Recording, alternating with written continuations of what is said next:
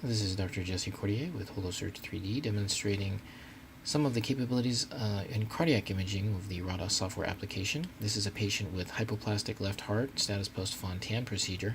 Here we're showing that we've segmented out the various layers and various components of this model here, this patient's cardiac anatomy here. So we have both blood pool volume, we've segmented out the outside and internal components as well. And again, we can make this large, small, we can change the size of this model, we can rotate it in any direction we'd like. As we'll see here, we can reposition this, and this can be projected onto a conference monitor, so all attendees can see this. So you're not limited to seeing this through the headset. You can see this certainly in projected fashion as well.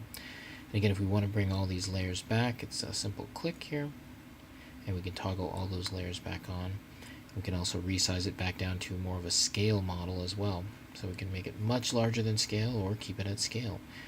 This can all be done instantaneously. So thank you very much for your attention.